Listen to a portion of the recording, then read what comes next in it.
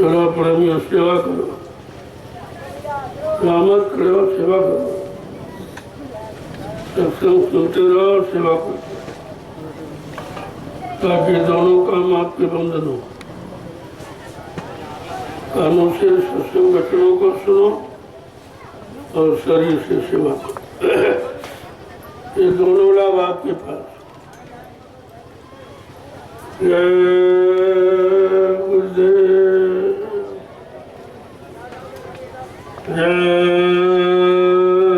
गुरुदेव, जय गुरुदेव, जय गुरुदेव, जय गुरुदेव। जय गुरुदेव। नाम किसका? प्रभु का। जय गुरुदेव। नाम किसका? प्रभु का। जय गुरुदेव। नाम किसका? प्रभु का। प्रभु का प्यारा नाम। जय गुरुदेव। ये रात्रि परमार्थी सम्मान सेवा जो आप लोग कर रहे हो, ये बड़ा अनोखा विषय। इसे हिंदुस्तान में कोई नहीं जानता कि परमार्थी सेवा क्या। स्वार्थी सेवा तो सभी जानते हैं, परिवार की सेवा, बाल बच्चों की सेवा, समाज की, देश की सेवा, मान सम्मान, अधिकार, पद की सेवा। लेकिन ये परमार्थी सेवा ये अपने किए गए अनंत जन्मों के कर्मों की अदायगी, इसलिए सेवा का विशेष मान, और यह सभी को नसीब नहीं होती। कभी कभी किसी किसी जब मानव के करोड़ों जन्मों की तपस्या, करोड़ों जन्मों के पुण्य, करोड़ों जन्मों की सेवाएं जब एकत्र हो जाती हैं, उनका उदय होने का वक्त आता, तब ये पावन पवित्र घड़ी लोगों को परमार्थी सम्मान सेवा या परमार्थी वचन सुनने का अवसर मिलता। बहुत कम जगह थी जहाँ ये वचन प्रसारित होते। इस भौतिक जगत में भौतिक साधनों की बात तो सभी करते हैं, लेकिन आध्यात्मिक साधन क्या है, उनके बारे में कोई संत महापुरुष ही जानते हैं, और उनके विषय में कोई नहीं। ये दुनिया के लोग देखते रह जाएंगे, लेकिन समझ नहीं पाएंगे ये क्या हो रहा। जो काम किसी के बस का नहीं, वो काम आपके सामने हो रहा है। ये भूमि जिस पर आप सेवा कर रहे हो, ये 88,000 ऋषियों की तपोभूमि है, नैमिषारण्य। इसका भी लोग अर्थ भूल गए और इसका लाभ भी लेना भूल गए। तो ऋषि मुनियों की तपोभूमि का लाभ कैसे लिया जाता, किन किन क्रियाओं और साधनों से लिया जाता। जहाँ तो पिछले युगों का जो मनोरंजन, मन को काल माया के सामानों में फंसाने के लिए जो मनोरंजन के साधन बनाए गए, मजबूरी में लोग बड़े बेचारे, उनको ये मालूम नहीं है कि कलयुग में साधन क्या, कलयुग की साधना क्या है, कलयुग के जीवों के लिए कौन आया। क्योंकि अन्य युगों का जो इतिहास है, ऋषि मुनि आए, योगी आए, महर्षि आए, ब्रह्मचारी आए, अवतारी शक्तियाँ आई, लेकिन कलयुग में संत महापुरुष है। ये संतों का युग है और संत किसी युग में आए नहीं थे, उनका कोई इतिहास नहीं, तो उनकी कोई जानकारी लोगों के पास नहीं। तभी तो बेचारे समझ ही नहीं पा रहे ये सब क्या हो रहा। इसकी क्या जरूरत है? अगर रामचरितमानस के उत्तरकांड को पढ़ते तो शायद इस काम पर शंका नहीं हो। जो आज इस भूमि पर ये सेवा हो रही है, इसकी जानकारी आपको मिल जाती। गोस्वामी जी महाराज ने रामचरितमानस के उत्तरकांड में पहले लिख के बता दिया कि इस तपोभूमि का लाभ किसको मिलेगा, न पंडा को, न पुजारी को, न तीर्थ, न व्रत, न हवन, न जप तप यज्ञ, न गंगा स्नान। ये शारीरिक लाभ है, लेकिन आत्मिक लाभ नहीं है। उसके लिए उन्होंने लिखा है, तीर्थ वर नैमिष विख्याता अति पुनीत साधक सुखदाता। ये नैमिषारण तीर्थों का महातीर्थ, ये तीर्थों का राजा है। इस पावन पवित्र भूमि को 88,000 ऋषियों ने तपस्या करके इसे पावन पवित्र बनाया। अब इस भूमि का लाभ मिलेगा किसको? उन्होंने ये भी इशारा करके लिखा, साधक सुखदाता। जब इस तपोभूमि पर किसी संत के साधक आएंगे और नाम की साधना करेंगे, उनको इस तपोभूमि का लाभ मिलेगा। अगर इस रामचरितमानस के उत्तरकांड के यो युक्ति को आप पढ़ रहे थे तो तुम्हारी सारी शंका निकल जाती और तुम पिछले किसी कामों में फंसते नहीं। लेकिन आपने उसको भी नहीं पढ़ा और किसी जानकार संत महापुरुषों से आपने पूछा भी नहीं कि गोस्वामी महाराज ने उत्तरकांड में ये क्यों लिखा, इस भूमि का लाभ किसको मिलेगा और कब मिलेगा। कहते हैं जब कभी किसी संत के साधक इस भूमि पर आएंगे, उनको इस तपोभूमि का लाभ मिलेगा, क्योंकि वो नाम की कमाई करेंगे। वो नाम की कमाई, वो स्वार्थ, लोभ, लालच, मान सम्मान, अधिकार की कमाई नहीं करेंगे, वो प्रभु परमात्मा के नाम की कमाई करेंगे।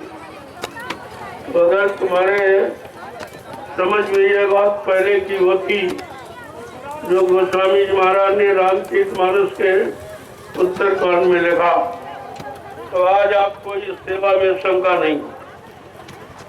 और ये भी आप देख रहे हो, ये सैकड़ों वर्षों से पड़ी, कोई ऐसा नहीं आया जो इस भूमि को समझता, इस भूमि की महिमा समझता और इस भूमि को वर जो तपस्या की है इन जंगलों में बैठकर उसकी महिमा को समझता।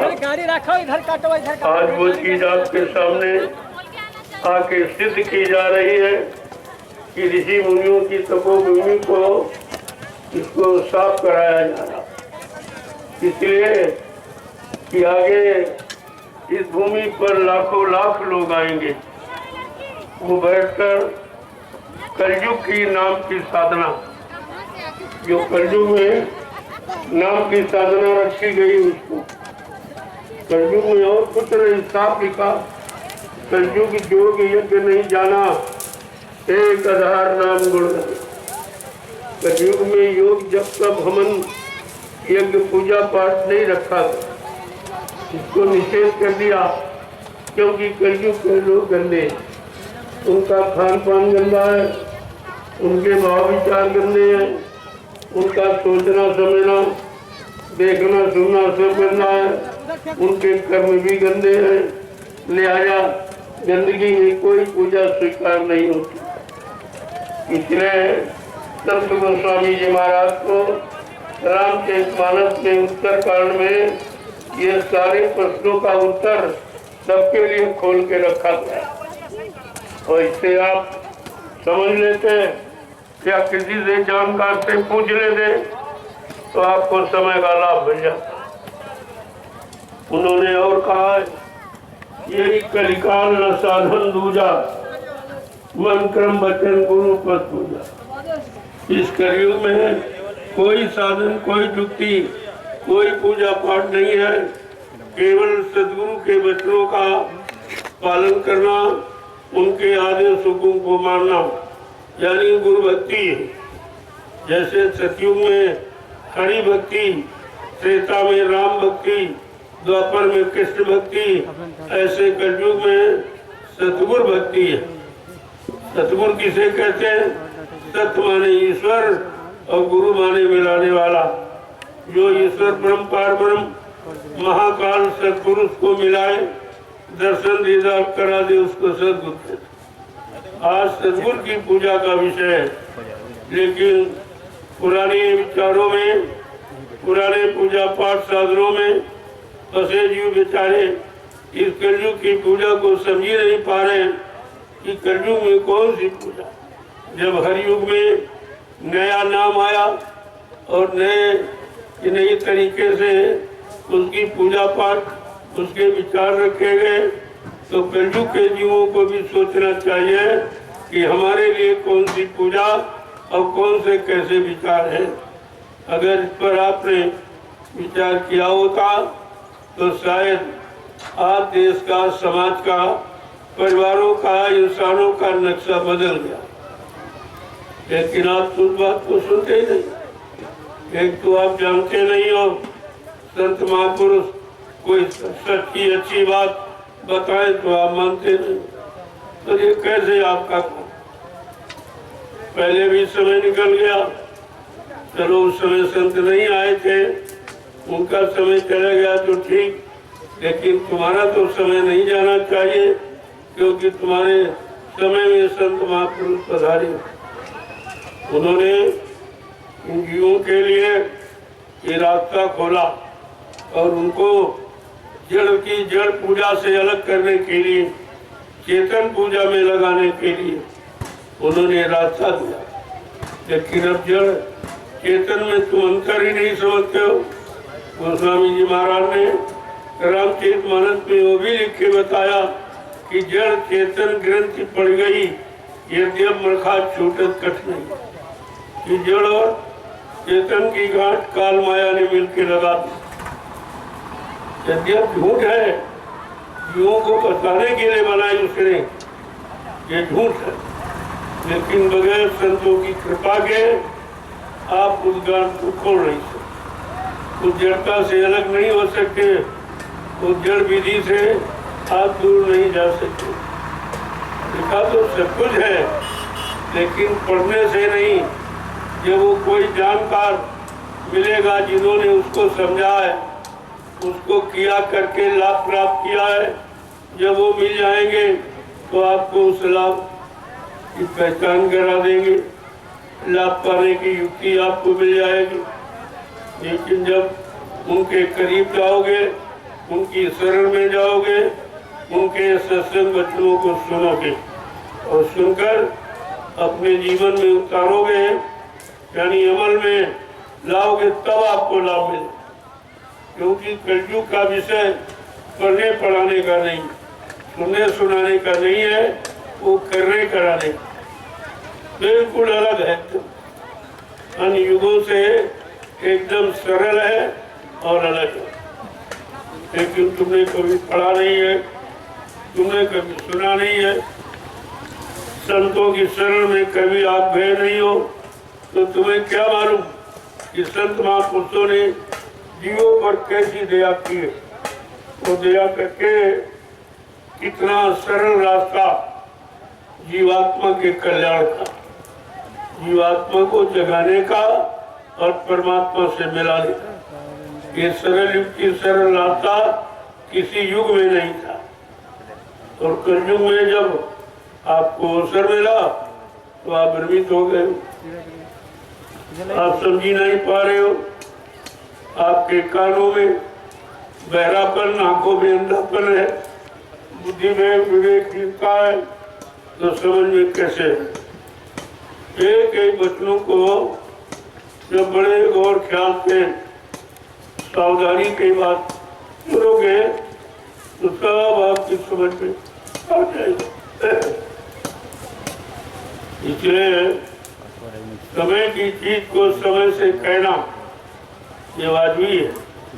नहीं तो जीव कहेंगे कि भाई आप जानते थे तो आपने नया रास्ता बताया क्यों नहीं। हमको जो मिला नहीं तो पुराने रास्तों में फंस गए, जो पहले से यहाँ लागू किए गए हैं सतयुग त्रेता द्वापर में, वही है पूजा पाठ तीर्थ व्रत दान हवन जप ये गंगा स्नान। इसके अलावा तो कुछ बताया नहीं गया। लेकिन धीरे धीरे जब संतों के सत्संगों में जाओ तब आपको ये पता चलेगा कि शरीर के शुद्धि के लिए आप गंगा जमुना का स्नान करते या तालाब नदी कोई पानी से साफ कर देते, लेकिन कर्मों की गंदगी कैसे साफ होगी, क्या इसके बारे में कभी विचार किया है? कभी नहीं किया।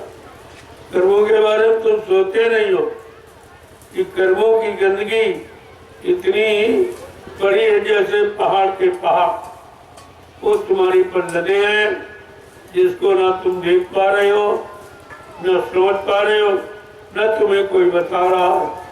क्योंकि जब खुद को जानकारी नहीं तो तुम्हें कैसे बताएंगे। और तुमको ये जानकारी लेनी चाहिए थी कि अन्य युगों में तो भगवान का नाम अलग, भगवान की साधना अलग है, उसमें शरीर की उम्र अलग है, मन की ताकत अलग है, इंद्रियों का संयम त्याग और वैराग खान पान सब अलग।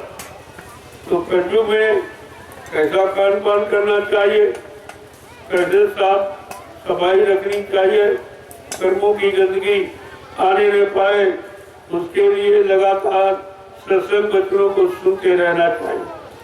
जब कान में संतों के वचनों की आवाज जाएगी तो पहले की गंदगी और रोज आने वाली गंदगी सब साफ हो जाए।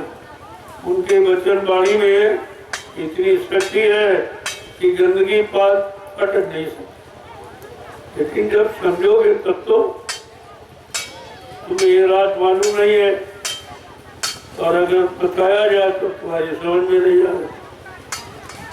तो सरल होते हुए भी कलयुग का जीव लाभ नहीं प्राप्त कर पा रहा, क्योंकि संतों के करीबे नहीं आएगा, अपने लाभ इसकी बात सुनेगा ही नहीं, अपनी जीवात्मा के कल्याण की बात वो समझेगा नहीं, तो फिर लाभ मिलेगा। अरे भाई शरीर इंद्रियों का तो लाभ आप जानिए, तीर्थ करो, व्रत करो, पूजा पाठ हवन जप गंगा स्नान करो, तो इससे क्या मिलेगा? मान मिलेगा, सामान मिलेगा, सम्मान मिलेगा, तो मिलेगा अच्छे। और अगर भजन करोगे तो आत्मा को भगवान, भजन से भगवान मिलता है और पूजा पाठ से सामान मिलता है। दोनों का काम अलग, दोनों का लाभ अलग है। तो पूजा पाठ तो आपने कर ली और सामान मिल गया, राजपाट धन दौलत मान सम्मान पद पत्नी बाल बच्चे ये तो आपको मिल गए, लेकिन भगवान आज तक आपको नहीं मिला। उधर कहा गई कि शरीर परमात्मा की प्राप्ति के लिए मिला है, जो मानव शरीर है वो परमात्मा की प्राप्ति के मिला, वो तो काम का आज तक आपका हुआ नहीं। तो फिर शरीर पाने का मतलब क्या? इस पर कितने लोग विचार कर रहे हैं। जो पढ़े लिखे हो तो बहुत पीछे, वो तो बिल्कुल इधर की तरफ नहीं मुड़ रहे, वो भौतिक जगत में व्यसनों में और भोगों में इतना ज्यादा डूब गए हैं, इतना ज्यादा फंस गए हैं, इधर आने के लिए उनका मन सलाई नहीं देता, वो नहीं इसको समझता है। सभी संतों ने कहा अरे भाई संत मत तो ऐसा बनता है कि पढ़ा लिखा बह जाता है और बिना पढ़ा पढ़ जाता है, जो कुछ नहीं जानता एकदम सीधा, हर विकारों से, हर व्यसनों से, हर बुराइयों से, हर गंदे खान पान से, हर बुरे कर्मों से बिल्कुल अलग है। वो तो बहुत जल्दी प्राप्त कर लेता परमात्मा को, लेकिन जिनके अंदर नाना प्रकार की गंदगी, नाना प्रकार की आसनाएं, वासनाएं, इच्छाएं, मुरादें, तमन्नाएं और कोई मतलब ये सब भरी पड़ी है, वो बेचारे कैसे पाए। लेकिन ये बात समझ में कब आएगी? जब आप संतों की शरण में जाए, उनका काम है पाए शरण तजो नहीं ताही। जो उनकी शरण में आ जाता है वो कभी उसको बुलाते नहीं, कभी उसको छोड़ते नहीं है। ये उनकी शरण का प्रभाव है। आए शरण तजो नहीं ताही, उनको कभी नहीं छोड़ते। लेकिन शरण में आना कठिन, ये शराबत अति कठिनाई। उनकी शरण में आना ही बड़ा कठिन है, क्योंकि मन साथ देगा नहीं, परिवार समाज साथ देगा नहीं, कोई किसी तरह का सहयोग करेगा नहीं, तो तुम इधर आओगे। अगर आओगे तो नाना प्रकार के विघ्न और बाधाएं खड़ी हो जाती। उधर काल माया को हिदायत है कि किसी जीव को संतों की शरण में जाने मत देना, टिकने मत देना, उनके वचनों को सुनने मत देना, जो वो नाम की कमाई का आदेश देते हैं उसको करने मत देना। इस तरह का आदेश उधर काल ने माया को आदेश दिया कि जाओ अपनी सहेलियों से कहो कि कोई जीव संतों की शरण में जाने न पावे, संतों पर विश्वास न करने पावे, उनके द्वारा दी गई नाम की साधना करने न दी। तो माया ने हुक्म दे दिया अपनी सहेलियों को, जिनको रिद्धियां सिद्धियां कहते बड़े, और फिर जैसे आदेश दिया तो पालन करती है। गोस्वामी महाराज लिखते हैं, हर संत मत के प्रेमियों, बहुत होशियारी के साथ नाम की कमाई करना, इसमें बड़ी बाधाएं हैं। उसमें काल माया भी तुम्हारे पीछे पड़ी है। उसने काम क्रोध लोभ मोह अहंकार 5 शत्रुओं का पहरा लगा दिया और उनमें किसी शत्रु से आप जीत नहीं सकते। काम ने तुमको पहले से परास्त करके रखा है और क्रोध भी तुम्हारे पर हावी है, लोभ और मोह वो भी तुम्हें सता रहे हैं, अहंकार तुम्हारे पर पूरा कब्जा किए हुए हैं। ये बताओ तुम कैसे निकलोगे। तो स्वामी जी महाराज ने लिख के रामचरित में बताया, ऐ संत मत के प्रेमियों, संत मत की साधना यानी नाम की कमाई बहुत समझ सोच के करना, बड़ी होशियारी के साथ। रिद्धि सिद्धि वो प्रेरे भाई, बुद्ध है लोभ दिखावे आई, कल बल चल कर जाए समीपा, अंचल बात बुझावे दीपा। कहा कि तमाम तरह के प्रपंच लोभ लालच ये सब तुमको दिए जाएंगे। अरे भाई तुम क्यों ये कह रहे हो कि देश छोड़ के चले जाएंगे, हम अपनी जीवात्मा को जगाएंगे, परमात्मा से मिलाएंगे। अरे भाई ये क्यों कहते हो, हमसे जो चाहो राजपाट धन दौलत और मान सम्मान अधिकार हम सब तुमको दे। यहाँ इतना उसने कहा बस तुम इसी में खुश हो जाते हो कि अब तो सब कुछ मिल रहा, लेकिन कभी ये नहीं सोचते ये मिल कहाँ रहा, ये तुमको परमात्मा से मिलने से रोक रहा, ये बाधा है। इसी को तो समझना है और इसी को समझ करके चुपचाप शांति के साथ नाम की कमाई करना। कोई जान, ये गुरुभक्ति ऐसी भक्ति है जो कोई जान नहीं। भक्ति ऐसी कीजिए जान सके नहीं कोई, जैसे मेहंदी पात में लाली रही थी कोई न समझ पावे कि तुम भजन करते हो, नाम की कमाई करते हो, इसमें दिखावा नहीं। चुपचाप रात्रि में जब दुनिया सोती है तो गुरु भक्त जगता है, अपने गुरु को प्रसन्न करने के लिए उनके आदेश हुक्म का पालन, जो नाम की कमाई का उसे करता है। और कोई नहीं समझता, इसे कोई समझ न पावे, ये दुनिया के लोग मिनटों में लूट लेंगे। झूठा मान सम्मान और ये नकली सामान ये सब दे करके तुम्हें भ्रमित कर देंगे, तुमको अच्छे सच्चे रास्ते से हटा देंगे। लिहाजा बड़ी भी छिपा कर ये कमाई छिपा के कोई नहीं जानता। समझ जाएंगे तो आपको परेशान करें। ये है गुरु भक्ति, जो दिखावे की नहीं होती। जितनी ज्यादा करोगे अंदर में उतनी प्रकट हो जाए, और अंतर में करोगे और अंदर में वो प्रकट होगा। जो चीज तुम्हारी जीवात्मा को चाहिए, जीवात्मा को परमात्मा से मिलने का, वो तो सब अंदर में है। बाहर में यहाँ कुछ, बाहर तो काल माया का देश, काल माया के देश में रहने का काल माया ने सामान बनाया, उसी सामान में सब जीवों को फंसा दिया।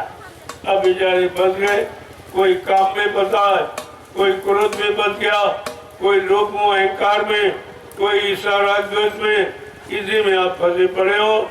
इससे कोई पूजा पाठ आपको निकाल नहीं सकता। कितने दिन से आपने पूजा किया, लेकिन काम गया, क्रोध गया, लोभ गया, मोह गया, अहंकार गया, ईर्ष्या राग द्वेष गई। ये पूजा का मतलब क्या? ये तो पूजा सब उसी का सहयोग कर रही है बचने का। लेकिन बात समझ में क्यों नहीं आ रही कि जब तक संतों की शरण में नहीं जाओगे तब तक ये रात आपकी समझ में नहीं आएगा कि गुरु भक्ति जिसे कहते हैं, गुरु भक्ति का मतलब क्या है, गुरु भक्ति कौन सिखाएगा। ये तो समझ में बहुत बातें आए, और वो भी गुरु भक्ति नहीं, सतगुरु भक्ति, ये और अलग विषय। सतगुरु भक्ति का मतलब वो सतगुरु जो परमात्मा से जीवात्मा को मिलाने के लिए आया, तुम्हारे अनंत जन्मों के पापों को खत्म करने आया, उसको सदगुरु करो। तो बात आपकी समझ में आई नहीं। इतने दिन से लगातार ये चर्चा आपके कानों में डाली जाए। 12 वर्ष पूरे हो गए, 12 वर्ष की तपस्या ये पूरी। कितने लोगों ने समझा? सुनाया तो सबको गया, सुनाया जा रहा, लेकिन समझेंगे कितने लोग? लोगों ने कहा कोई नहीं समझ रहा है। तुमने नहीं, तुम नहीं जानते।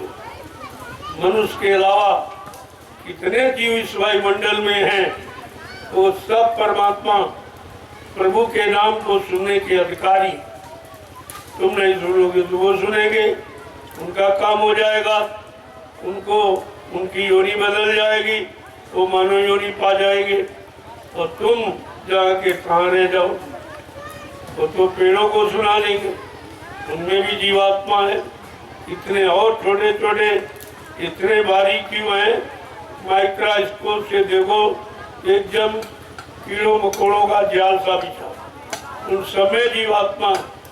जिसमें जीवात्मा है वो जिंदा है, जब जीवात्मा नहीं वो मुर्दा है।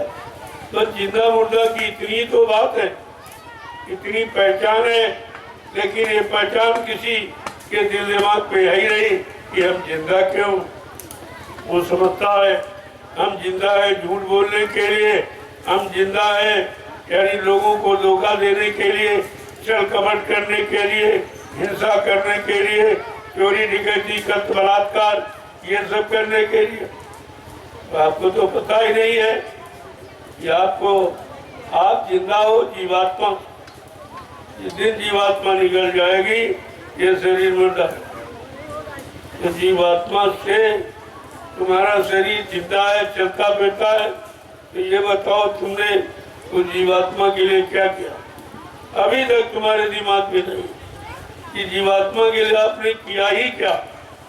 जो तुमको जिंदा रखे है, जो तुम्हारे शरीर को जो जड़ है उसको चेतन का रूप देकर चलाता फिराता उठाता बैठाता काम करता नजर आ रहा, ऐसी यानी मतलब चेतन शक्ति के लिए आपने आज तक क्या किया? कुछ जानते ही नहीं हो, न कोई जानकार मिला, न किसी ने बताया। आज अवसर मिला है तो आपकी समझ में नहीं आ रहा। यही होता है कि लोग चूक जाते हैं। तो कहा अब की चूके तो फिर 84 जाओ। अगर अब की बार आप चूके तो इसलिए ऐसा जागरूक और ऐसा चेतन ज्ञान फिर आपको मिले।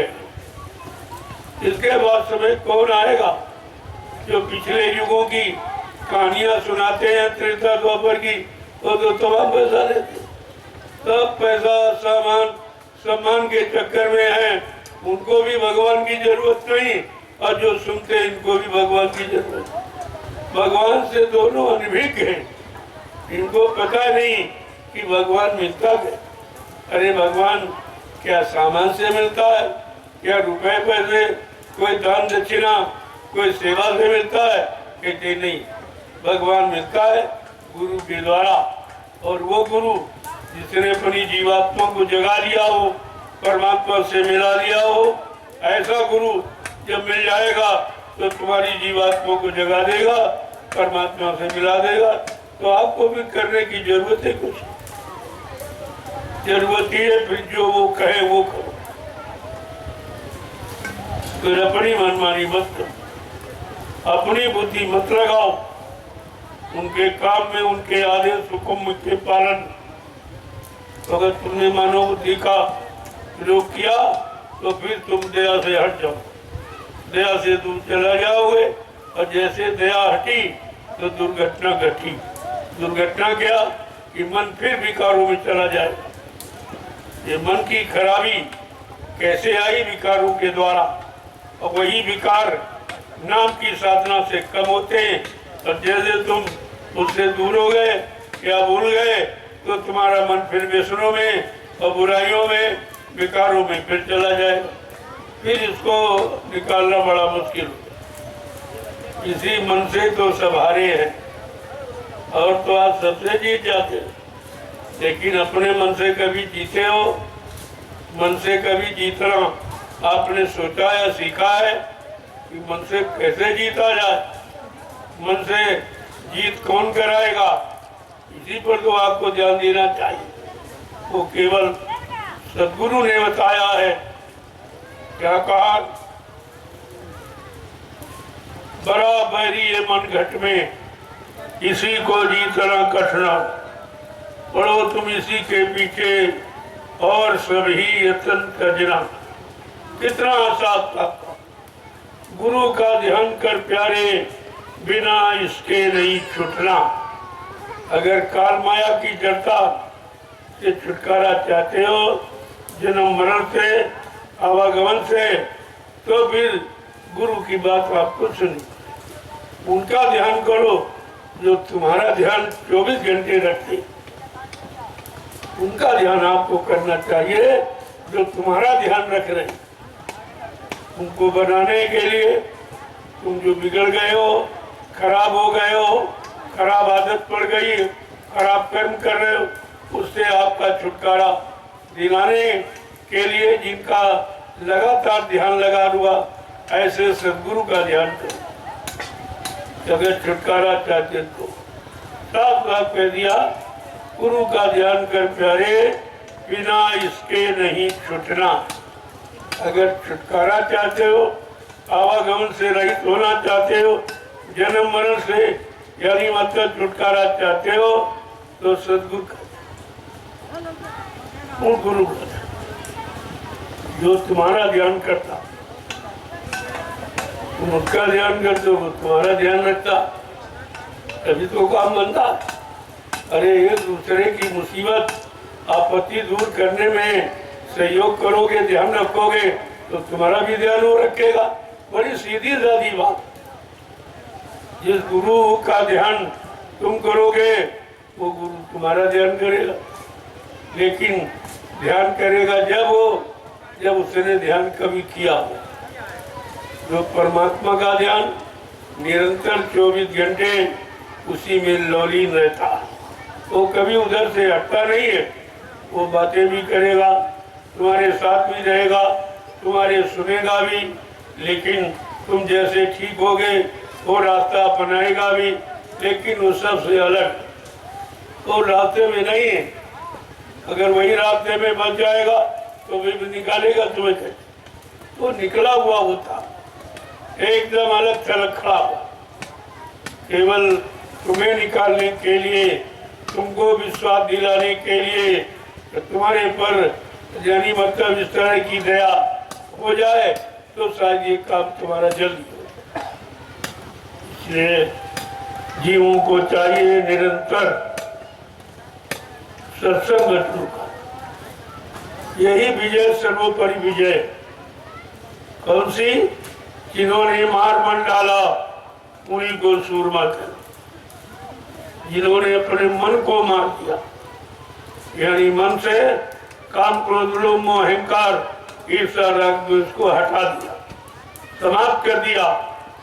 चला वो सबके अंदर से काम क्रोध लोभ मोह हटा सकता है, तुमको उससे अलग कर सकता है। लेकिन जो प्रेम भगा है वो कैसे निकालेगा? और तुम कैसे जानो कि फंसा की अलग है?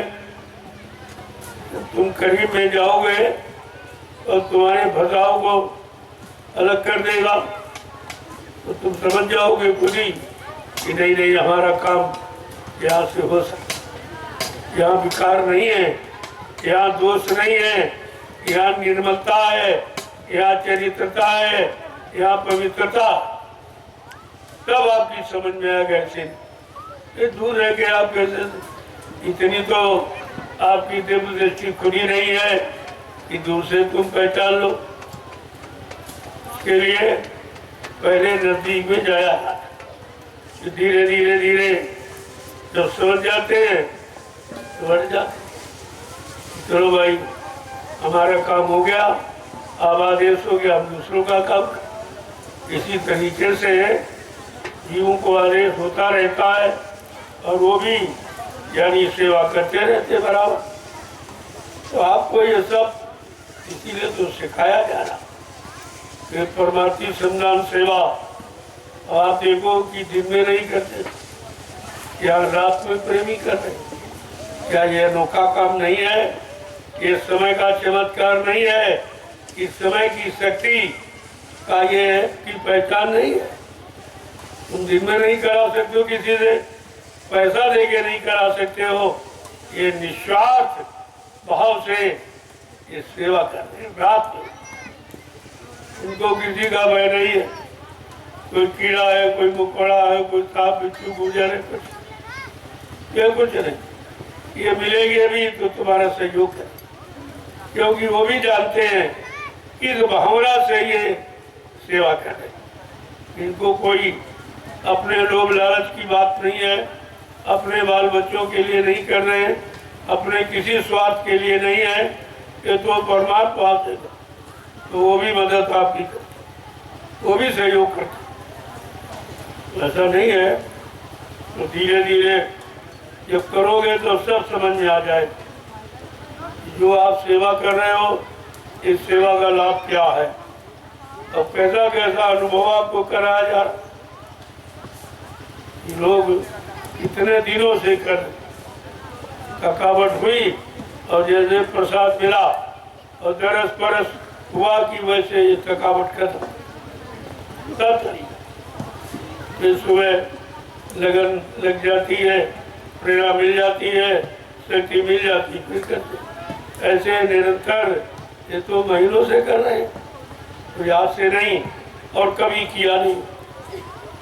सबसे बड़ी बात है इन लोगों ने कभी झाड़ी जंगल साफ किया नहीं है, कभी पौधा काटा नहीं है, कभी फावड़ा चलाया नहीं है।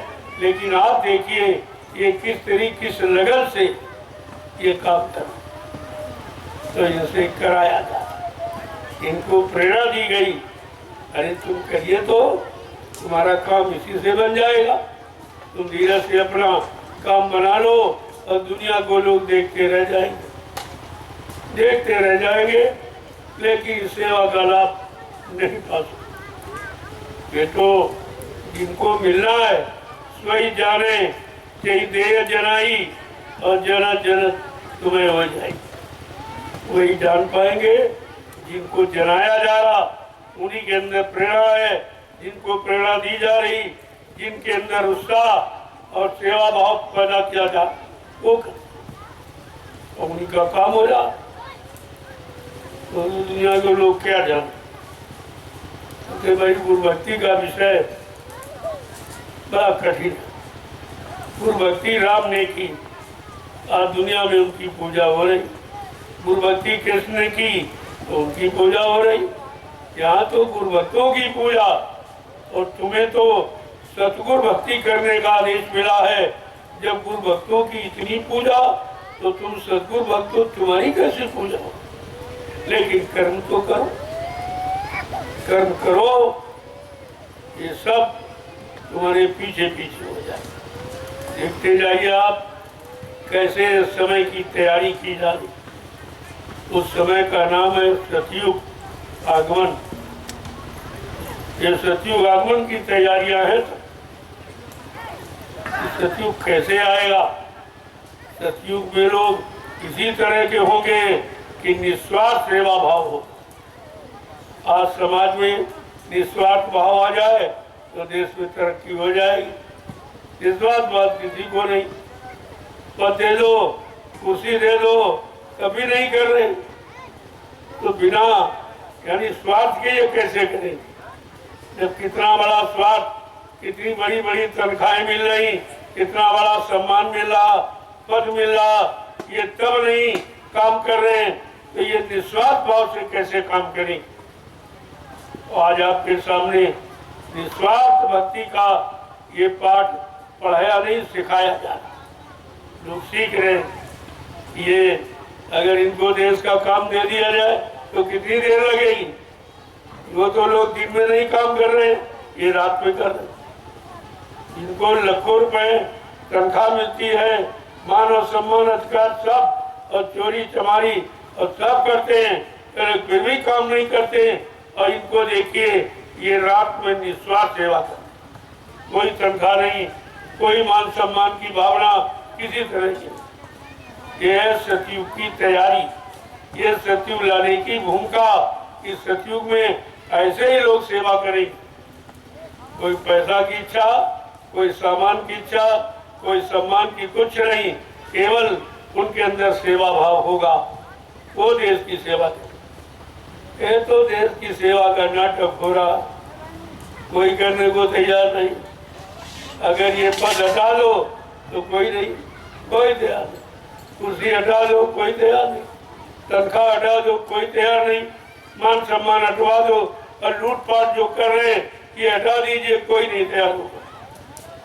आगे समय आ रहा है दूरदर्शी का, तब ऐसे लोग हाथ जोड़ेंगे कि हमको कुछ नहीं चाहिए, क्योंकि दूरदर्शी व्यवस्था का काम की पहचान क्या है कि महीने में 30 दिन होते, 29 दिन वो समाज देश का काम करेगा। अगर पास में है तो पैदल, दूर थोड़ा है तो साइकिल, ये बंगला और जीप कार मोटर और हवाई जहाज ये नहीं मिलेंगे, ये नहीं होंगे। तो कहा तुम लोग ऐसे हाथ जोड़ते हैं, तुम पूरा हाथ जोड़ के कहोगे कि महाराज हमको कुछ नहीं चाहिए, क्योंकि तुमको सेवा नहीं चाहिए, तुमको स्वार्थ चाहिए, तुमको लोभ लालच चाहिए, तुमको मान सम्मान अधिकार चाहिए, तुमको सेवा नहीं चाहिए। अब धीरे धीरे तुम्हारे सामने सब माहौल है, उनका भी देख लो। इनको चंदा नोट सभी देते हो, महंगाई झेलते हो, बेरोजगारी सहते हो, टैक्स देते हो, जीएसटी भरते हो, लेकिन काम के नाम सब कुछ देने के बाद भी काम नहीं करते। और यहाँ प्रेमियों को कोई पैसा नहीं, कोई तनख्वाह नहीं, कोई पद नहीं, कोई कुर्सी नहीं, ये रात में परमाती सदनाम सेवा करते। इस इतिहास को कैसे बुलाया जाएगा जो कहीं हिंदुस्तान में हो ही नहीं रहा, कोई नहीं। आप पहले समझिए हमारी काम, धीरे धीरे सब समझ में आ जाएगा ये काम कैसा।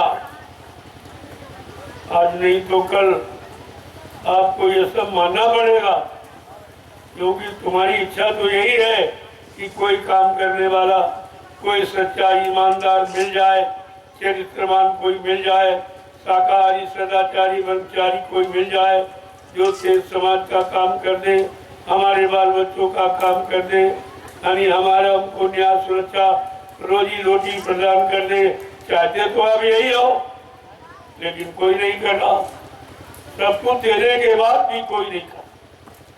सारी चर्चाएं चल रही, लेकिन ये चर्चा कोई नहीं कर रहा कि हमको काम की जरूरत। अगर तुम्हारे अंदर सेवा भाव है तो हिंदुस्तान के किसी कोने से शुरू कर दो सेवा। देश तो तुम्हारा है, काम तुम्हारा है, भाव तुम्हारे अंदर है, सेवा भाव कहीं से शुरू कर दो। लेकिन नहीं, अगर उस क्षेत्र में वे सांसद नहीं बन पाएंगे और मतलब यानी विधायक नहीं बन पाए तो काम नहीं। तो ये तो पहले ही तुम्हारा स्वाद झलक रहा। तुम यहाँ बनने के लिए आए हो कि समाज देश को रास्ता बनाने के लिए आए, उनको लाभ देने के लिए आए हो कि तुम पहले अपना लाभ लेने के लिए आए हो? कोई नहीं सोच रहा, किसी का विचार इस पर नहीं है। आगे दूरदर्शी का समय आ रहा, ये सब जो कहा जा रहा या पहले कहा बाबा जी ने, वो सब आपको करके दिखा दिया जाएगा। तब आपकी समझ में आ जाएगा कि स्वार्थ युग और धर्म युग किसे कहते। अभी धर्म युग नहीं है, धर्म की तो ये परिभाषा नहीं जानते। ये लोभ लालच मान सम्मान को ही धर्म कहते, जबकि धर्म इससे बहुत दूर। इस गंदगी से धर्म एकदम परे, उसमें किसी तरह की कोई गंदगी। धीरे धीरे ये सब माहौल आपके सामने बनता जा रहा। आप देखते जाइए कि आज हिंदुस्तान में नैमिषारण जो 88,000 ऋषियों की तपोभूमि, वहीं पर ये काम क्यों शुरू हो। इतना बड़ा हिंदुस्तान, इतनी जमीनें हैं, इतने जंगल पहाड़ हैं, लेकिन वहाँ क्यों नहीं हो रहा, यहाँ क्यों हो रहा? क्योंकि इस भूमि पर 88,000 ऋषियों ने तपस्या।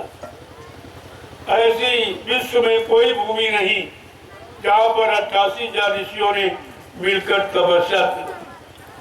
ये नैमिषारण पावन पवित्र भूमि है, इसलिए आज सतयुग लाने का जो डंका पीटा गया, उसके लिए इस जमीन का चुनाव किया गया। अभी आप क्या समझो, ये सब क्या हो रहा? जंगल क्यों साफ कराए जा रहे? जंगल में क्या होगा? कहाँ मंगल होगा? कल मंगल क्या होगा कि जनता का मंगलाचरण होगा, उसके सारे काम सिद्ध हो जाएंगे। लेकिन कब? जब ऐसे निस्वार्थी लोग देश सेवा के लिए खड़े हो जाए। इनको देखिए आप, ये रात में सेवा कर रहे हैं और कोई लालच, कोई पद का और कोई रुपए पैसे मजदूरी का, कोई मान सम्मान का कोई लालच नहीं। ऐसे लोगों को देश के विकास की जरूरत। अरे ऐसे विकास होगा, अब सबका विकास और सबका उद्धार, ये कहने से हो जाएगा जब तुम ही निस्वार्थ रही विकास करने के लिए तैयार हो। तुमको प्रधानमंत्री का पद चाहिए, मुख्यमंत्री का पद चाहिए, तुमको सांसद विधायक बनने का पद चाहिए, तब तुम काम करोगे। आज उसको पद दिया गया, देख लीजिए आपके सामने है उनका। 8 करोड़ आदमी तैयार किए गए देश के लिए, एकदम निस्वार्थ। मेरे पास करोड़ों लोग और बिल्कुल निस्वार्थ। अभी गुरु पूर्णिमा का कार्यक्रम 19 जुलाई से होने जा रहा। आप देख लीजिएगा कि कितने लाख लोग निस्वार्थी तैयार हो गए देश की सेवा के। और तुम कहते चुनाव, तो मैंने तो मना किया था आपको कि चुनाव ये कार्य प्रणाली नहीं है। चुनाव से कोई काम होने वाला नहीं है। चुनाव का मतलब तुम चुनाव पर चुनाव कराते रहे और जिनको चुना गया उन लोगों ने जनता के हित का आज तक कोई काम नहीं चुना। तो चुनाव का मतलब क्या है? चुनाव अपने लिए कि जनता के लिए? चुनाव अपने स्वार्थ और विलास की पूर्ति के लिए कि जनता की सेवा के लिए चुनाव? तो इस बात पर विचार नहीं कर, किसी की बुद्धि वहां तक पहुंची नहीं, क्योंकि सब स्वार्थी, कोई परमार्थी इसमें है नहीं और कोई किसी का शिष्य नहीं है। सब कोई गुरुमुख नहीं है, ये सब निगुरा, इनका कोई गुरु नहीं। निगुरु के बारे में पहले ही महापुरुषों ने कहा, एक निगुरा मेल ना मिले चाहे पापी मिले 1000। एक निगुरे के शीश पर 1,00,000 पापियों का भार। इतना निगुरा इतना खराब है, तो ये सब निगुरे इन्हीं का रोज दर्शन करते हो, इन्हीं के पैर छूते हो, इन्हीं की बात सुनते हो, इन्हीं की बात मानते हो, इन्हीं के दायरे पर चलते हो, तो तुम्हारा क्या हो? क्या निगुरों से देश का भला हो जाएगा? अगर हो जाता तो 70 साल में इन निगुरों को आपने सब तरह का मौका दिया, लेकिन काम कुछ नहीं और बिगड़ता जा रहा, समस्याएं और उलझती जा रही हैं, दुख तकलीफ बढ़ते चले जा रहे हैं, बीमारी महामारी बढ़ती चली जा रही, लोगों में विकार और मतलब यानी स्वार्थपरता लोभ लालच बढ़ता जा रहा। क्या यही विकास है? क्या इसी को विकास कहोगे जो सबका विकास और सबका उद्धार समझते हो? जो कहते हैं तुम्हारा झूठ है कहना, तुम अपना नहीं विकास कर पाए, इसी के बराबर अपने चलना मन है। को नहीं सुधार पाए, अपने मन को मान सम्मान की गंदगी से अलग नहीं कर पाए हो, तो तुम देश का विकास क्या करोगे? पहले अपना विकास सोचो, अपने मन का विकास, अपनी बुद्धि चित्त का विकास, अपनी आत्मा का, तब तुम विकास की बात करो। तुम्हें ये पता ही नहीं है कि विकास शब्द कितना बृहद है। थोड़ा सा इधर उधर पढ़ लिया और सुन लिया और बकने लगे, अरे ये शब्द संत महापुरुषों का है, विकास वो करते हैं, तुम तो विकास नहीं विनाश कर रहे हो, और हर तरफ का विनाश तुमने किया, चरित्र का विनाश तुमने किया, स्वच्छता खान पान का विनाश तुमने किया, लोगों की उच्च भावनाओं का विकास तुमने किया, सच्चाई ईमानदारी का विनाश तुमने किया, एक तरह का। इसलिए समय बदलने वाला है, अब कुछ होने वाला है। बाबा जी जो कुछ कहते हैं सब सच होने वाला है। अब ये वक्त समय परिवर्तन का, इसलिए कहा था परिवर्तन के वक्त पर बहुत सोच समझ कर चलना। मैंने प्रार्थना की थी देश के राजा और प्रजा से, ये 24 का चुनाव देश के राजा प्रजा के लिए अच्छा नहीं हो, कृपया हमारी प्रार्थना स्वीकार कर लो, इसको टाल दो। तुम्हारी स्थिति अभी अच्छी नहीं है, तुम्हारे पर इतना कर्जे का बोझ लगा हुआ है, पहले उसको निकालो और देश में खुशहाली जब आ जाए तो चुनाव कभी करा लेना, चुनाव कभी करा लेना। मैं चुनाव का बहिष्कार नहीं करता हूँ, लेकिन समय को टालने की बात जरूर कहता हूँ, और आपने मेरी बात नहीं मानी और व्यवस्था बिगड़ गई। क्या हुआ इस चुनाव से? ये साझे की खेती, साझे का व्यापार और साझे का ये शासन, क्या ये चल पाएगा? कभी आपने इस पर विचार सबके मन का तुम कर लोगे तो विरोधी तुम्हारे सिर पे खड़ा है, तुम्हारी बराबरी वाला विरोधी तुम्हारी सिर पे खड़ा हो। अब तुम मनमानी, जिस मनमानी की इच्छा रखते थे और इतने दिन मनमानी करते रहे, अब वो समय निकल, सुख सदा रहता नहीं, तो दुख का भी अंत है।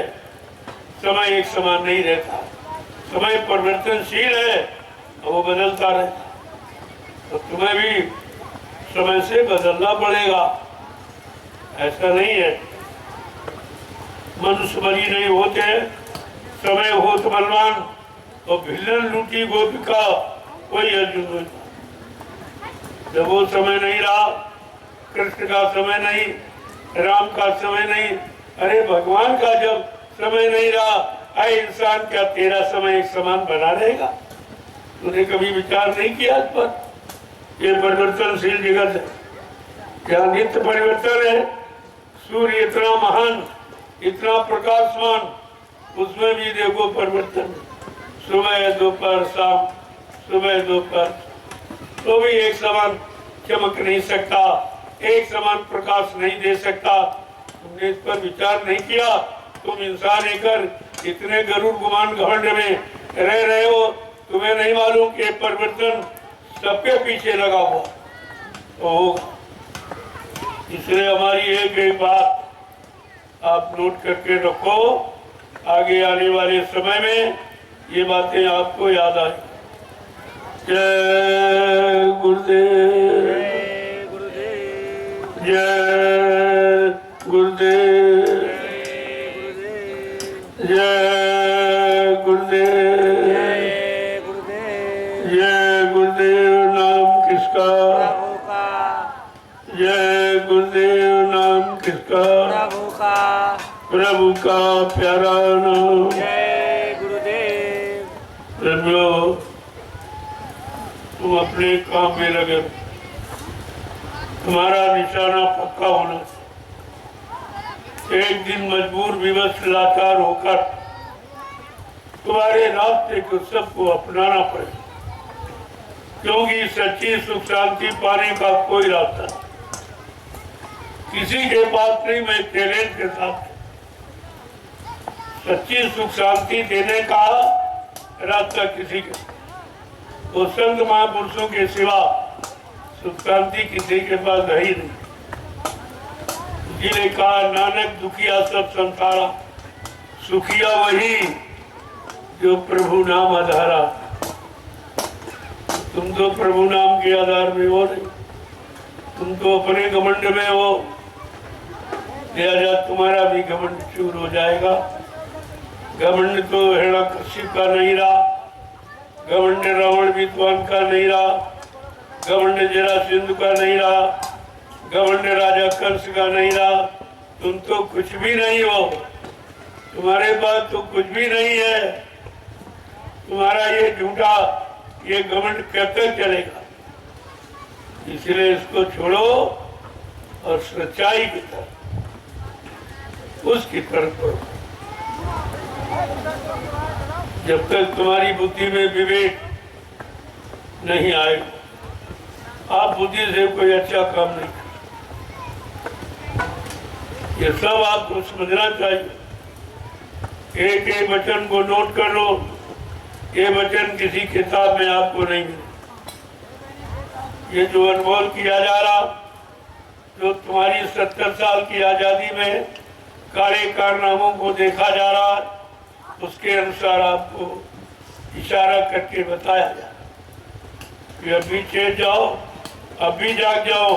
ये मत समझो कि तुम्हारे काले कारनामों का तुझको कोई देखता, तो सब वजह देखा और तुम्हारे अंदर बैठा और तुमको तुम कहते हो देख नहीं रहा। तुम खुद उसको नहीं देख रहे हो जो तुम्हारे अंदर बैठा, और वो तुमको हर क्षण पर घड़ी देख रहा। और तुम्हारे सुबह शाम तक जितनी आप कार्य कारनामे जो जो करते हो, तुम्हारी सब नोट कर रहा, सारे कर्मों को नोट कर रहा। कितना अच्छा किया, कितना बुरा किया, कितना पाप किया, कितना पुण्य किया, कितना सुख किया, कितना अशुभ किया, किसका भला किया, किसका नुकसान किया, ये सब देखना। उससे आप कभी बच नहीं सकते। ये तो इंसान का कैमरा है, जब ये सच्चाई को खोल देता है। क्या भगवान के कैमरे से आपको डर है कभी? वो कैमरा क्या है? तुम्हारी जीवात्मा जो अंदर बैठी सब देख रही। फिर उस कैमरे से आप कैसे बच सकते? जो जो आपने किया है या कर रहे हो, उसका एक एक परिणाम का भुगतान करना पड़े। इससे कोई बच नहीं सकता। अपने मन में अपने दुनियावी काल की बुद्धि से हरे कुछ सोच कर बैठे हो, लेकिन तुम्हारा सोचा कुछ। जिसकी व्यवस्था है, जिसकी सृष्टि है, वो सृष्टि नियंता वो सब कुछ देख रहा है, सब कुछ मालूम है, क्योंकि व्यवस्था तुम्हारी नहीं है, व्यवस्था उसकी है। तुम उसकी व्यवस्था में केवल जीवन यापन कर रहे हो, ये क्यों नहीं सोचते? लेकिन अहंकार में तुम्हें दिखाई नहीं दे रहा कि हम क्या कर रहे हैं, क्या करना चाहिए। कोई हमारे कर्म को देख रहा, हमारी बुराई को देख रहा, हमारी बुरी भावनाओं को देख रहा कि नहीं?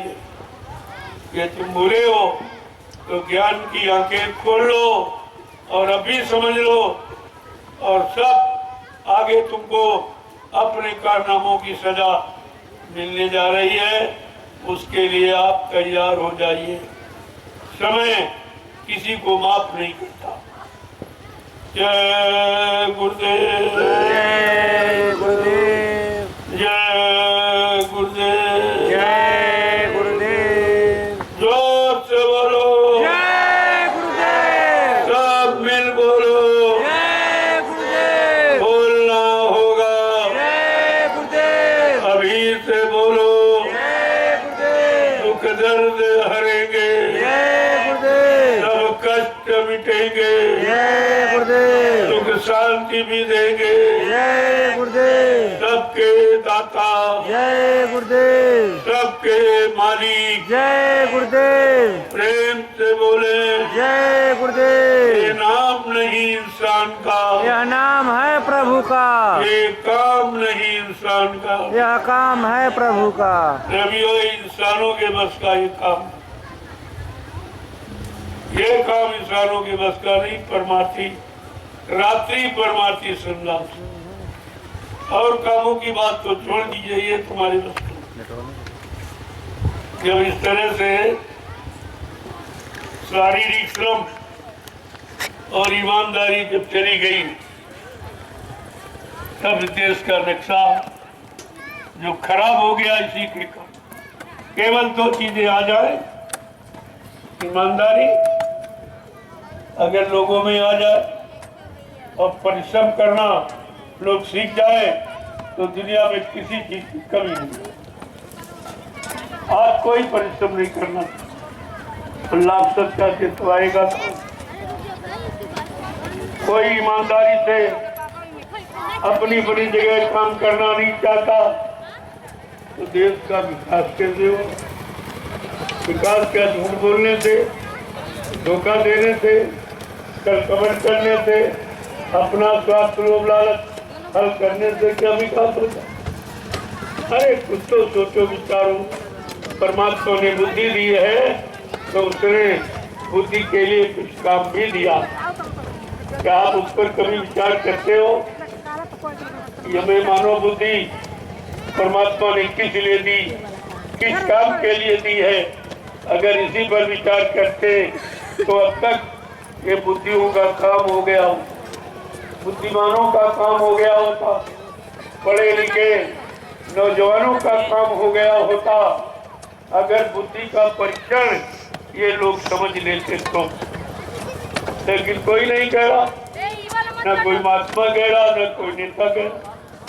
सब अपने मतलब, अपने स्वार्थ की बात। नेता धन यानी आपको चंदा नोट बोर्ड की बात कर रहा, और महात्मा रोटी रोटी लगोटी दान दक्षिणा की बात कर रहा। कोई समाज के विकास की, कोई लोगों के विकास की, कोई लोगों को सुख शांति दिलाने की लोग के कोई बात नहीं कर रहा। तो विकास होगा तो तुम कह रहे हो क्या ये विकास में आता? अरे विकास की परिभाषा तो पहले पढ़ो कि विकास कहते हैं किसे। इस स्वार्थपरता, स्वार्थ नीति, लोभ लालच, मान सम्मान अधिकार, क्या इसको विकास कहते? और यही तुम कर रहे हो। इसके अलावा तुमने कुछ सीखा, कुछ पढ़ा नहीं है, केवल विकास कहीं से सुन लिया है तो कहने लगे हो। तो तुम्हारी बुद्धि में विकास नहीं, विवेक में विकास नहीं, चरित्र में विकास नहीं, खान पान में विकास नहीं, तुम्हारी सोच में देखना सुनना उठना बैठना बोलना चलना करना कराना किसी में विकास नहीं है। तो तुम विकास की बात करते ही क्यों? पहले महात्माओं की जाके पढ़ो विकास की। भगवान भी गुरु के आप पढ़ने गए तो भगवान से भी पढ़े, अपने आप विकास की बात करने लगे और करते करते देश को विनाश के कगार पे लाके खड़ा कर दिया। यही तुम्हारा विकास है, यही तुम्हारा सुधार है। अरे कुछ तो सोचो, ये कर क्या रहे हो? कितने दिन करोगे? आखिरकार जीवन की एक सीमा है, जीवन समाप्त होने वाला है। इसके बाद मालूम है नरकों की योनियों में चले जाओगे। सबसे अगर राज मिला है, राजा बने हो, तो किसी जन्म की तपस्या का फल है। यहाँ भी एक दो दिन सेवा चलेगा। लेकिन सबसे राज मिलता है, और राज का दुरुपयोग करोगे, निजी भोग करोगे, तो नरक में चले जाओगे। फिर हजारों जन्म नरकों में आपको मार खानी पड़ेगी। बड़े बड़े राजे महाराजे बादशाह, बड़े अहंकारी समाज भी नरकों में पड़े, जब राजा की जूतियों की मार खा रहे, उनको कोई बचाने वाला नहीं है। विचार कीजिए आप, कि महात्माओं के देश में पैदा हुए हो तो जरा कुछ विचार करो। अरे अपने लिए करो, जो मौका मिला है तो सबके लिए करो। केवल अपने लिए खाना पहनना, अपना ऐशो आराम, अपने भोगों की जिंदगी बिताना, ये मानवता इंसानियत नहीं है, ये विकास के अंतर्गत नहीं आता। आपको इस पर एक विचार करना चाहिए। जय गुरुदेव। जय गुरुदेव। मेरा ये संदेश जन जन के कान तक पहुंचा दिया जाए। आज हमारे देश में रहने वाले लोगों को इसकी जरूरत है, और जब तक ये माहौल नहीं आएगा और लोगों के अंदर ऐसे विचार नहीं आएंगे, तब तक कुछ होने वाला नहीं है। और आप कभी किसी सुख शांति की उम्मीद भी मत करना। तो स्वामी जी महाराज ने रामचरितमानस के उत्तरकांड में पहले ही लिख दिया, बहुमती मत बाल मत बिन नरेश का राज, सुख संपदा को कहे जान बचे बड़भाग। अब वो समय आ गया, कोई राजा नहीं, राजा के पास कोई राजकाज नहीं है, जनते जनता के हित का कोई काम नहीं है, कोई विभाग नहीं है। ये बिन नरेश का राज्य है, इसमें आप सुख समृद्धि की बात सोचना बंद कर दो, और तुम्हारा यानी तुम बच जाओ, यही तुम्हारी जान बच जाए, यही बहुत बड़ी बात। जय गुरुदेव। जय गुरुदेव। इतिहास पढ़ लो, जब राजा कंस ने अपने पिता को और जितने भी पिता के मंत्रीगण थे, सलाह देने वाले, सबको जेल में डाल दिया। परिणाम क्या हुआ? विनाश। ये विनाश की स्थिति है, ये विनाश की भूमिका है। जब अच्छे सच्चे लोगों को जब कैदी बनाकर जेल में डाल दिया जाएगा, जिनका कोई गुनाह नहीं है, कोई दोष नहीं है, कोई अपराध नहीं है, उसका परिणाम विनाश है। जिसने जिसने किया नाम मत खुलवाओ, जिसने किया उसका विनाश। तो तुम्हारे सामने अभी कितनों का हुआ जिसने ये काम किया, और जो कर रहा है, और या पिछले इतिहासों को पढ़ लो, जिसने ये काम किया है तो उसका विनाश हुआ। तो ये विनाश की तैयारी क्यों कर रहे?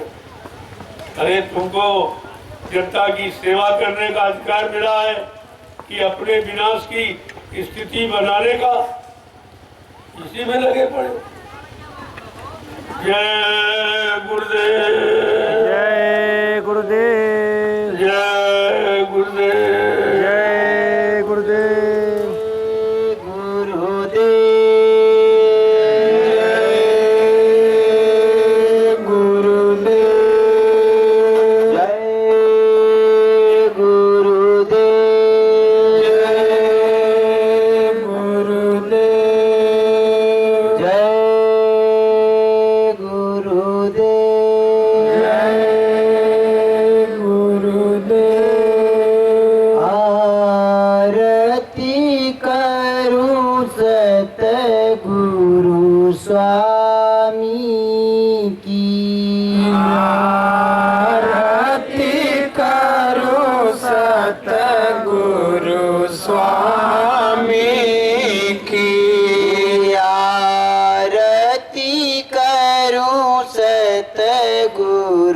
स्वामी की आरती सतगुरु स्वामी की। सुंदर अंग अंग में छवि है, सुंदर अंग में अंग छवि है। सुंदर अंग अंग में छवि है, सुंदर अंग अंग में छवि है।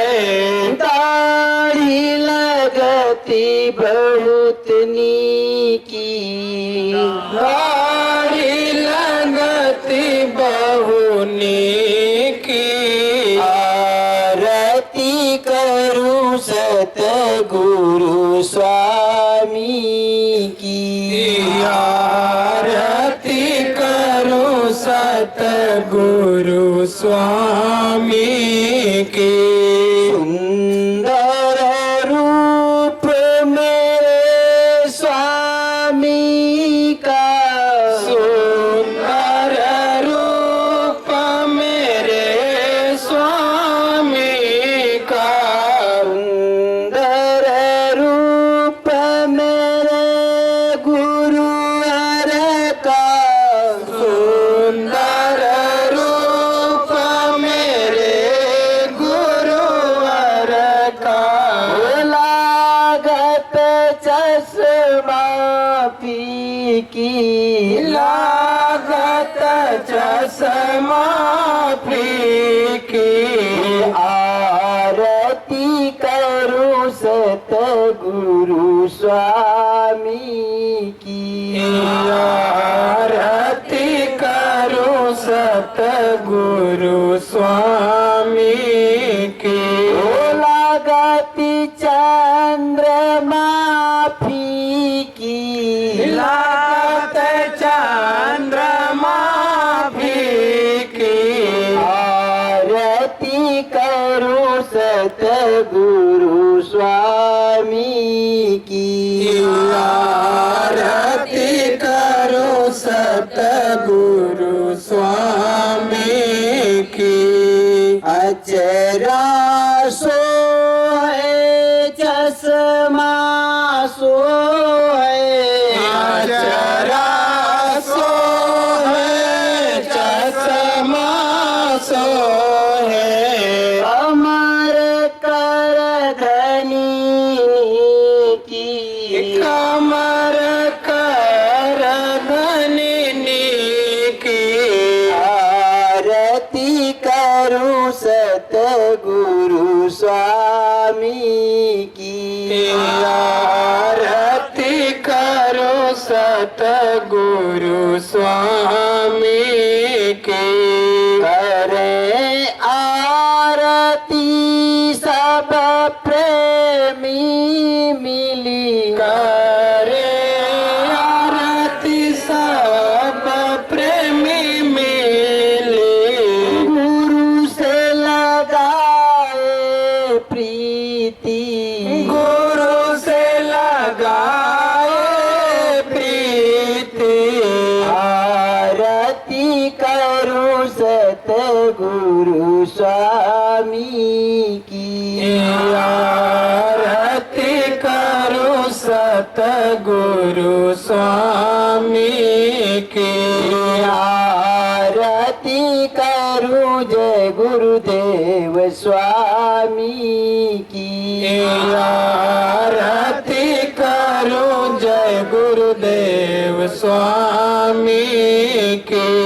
जय गुरुदेव। जय गुरुदेव। कोटि कोटि करूं वंदना, अरब खरब प्रणाम। चरण कमल विसरू नहीं, जय गुरुदेव नाम। चरण कमल विसरू नहीं, जय गुरुदेव नाम। दाता सबके